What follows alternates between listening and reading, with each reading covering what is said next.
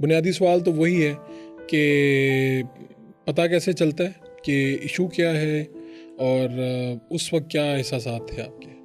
بس جی پتہ تو دیکھیں، اب ایک بچہ جب پیدا ہوا ہے تو آپ فوراً سے تو اس کو انالائز نہیں کر پاتے کہ اس کو سنائی نہیں دے رہا.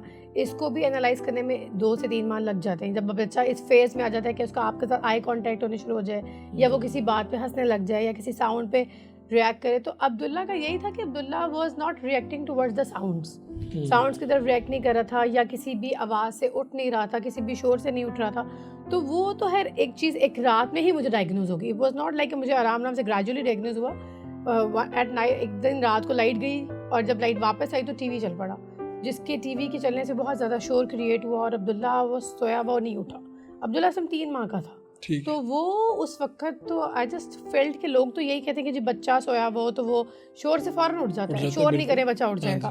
تو وہ ایک دم سے میرے بیک آف دا مائنڈ بات آئی. میری ساس نے تھوڑے دنوں پہلے ہی کہا تھا کہ میں بلاتی ہوں یہ سنتا نہیں میری بات. تو اس وقت تو میں نے ان بات کو مطلب اگنور ہی کیا تھا، مجھے سمجھ میں نہیں آئی کہ انہوں نے یہ بات کیا بولی ہے. پھر میں نے وہ رات ساری چیزیں بچائیں، عبداللہ کو اٹھانے کی بہت کوشش کی کہ عبداللہ کسی بھی آواز سے اٹھ جائے، لیکن عبداللہ کسی بھی آواز سے نہ اٹھا.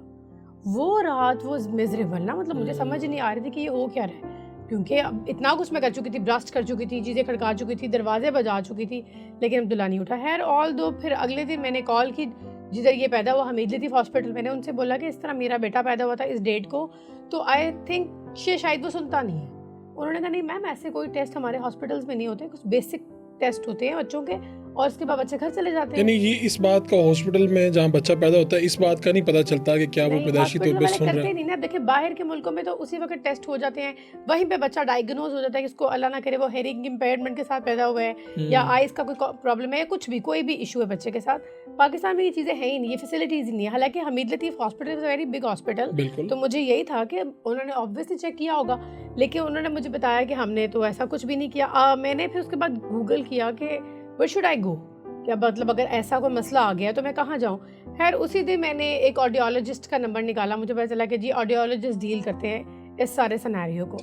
آڈیولوجسٹ پہ جب میں گئی تو انہوں نے کہا اس کا ایک ٹیسٹ ہوگا اور ٹیسٹ ہی بتائے گا کہ اس کو لاس ہے بھی یا نہیں. جب وہ ٹیسٹ کروایا اور اس نے بتایا کہ لاس تو بہت زیادہ ہے، لائک اتنا زیادہ لاس ہے کہ شاید he would not even hear the sound of جہاز کی آواز بھی شاید ہی سن لے. تو وہ میرے لیے اس وقت تو ایک was a very big trauma کہ یہ کیا بول رہے ہیں، مطلب ایسا کیسے ہو سکتا ہے.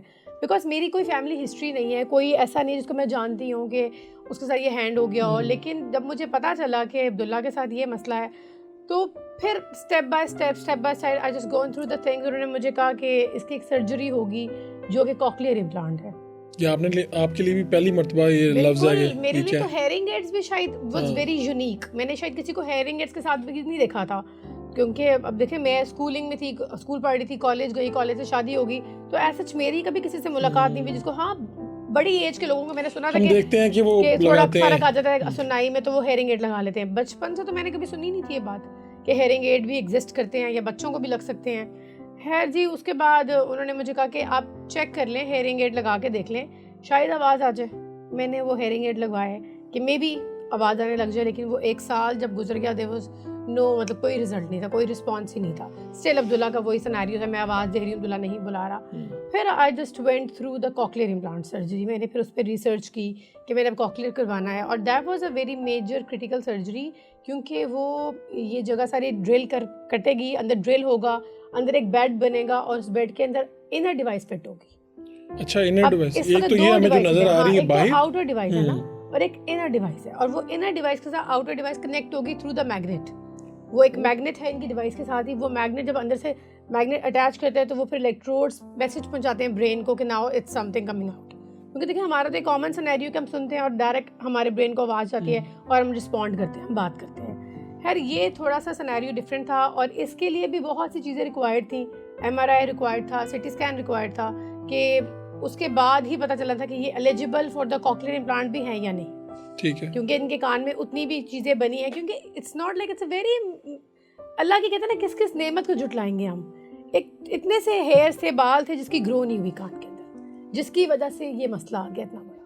میں وہی کہتی ہوں انسان اتنا شکر ہے، شاید انسان کو ساری زندگی پتہ بھی نہ چلے. بالکل. اور ہم کہتے ہیں کہ ہم اپنے اعضاؤں کا شکر ادا کرتے رہے نا سارا دن، تو شاید وہ بھی کم ہے. اور ہم ڈیلی اللہ سے شکایت کریں یہ نہیں ہے وہ نہیں ہے یہ.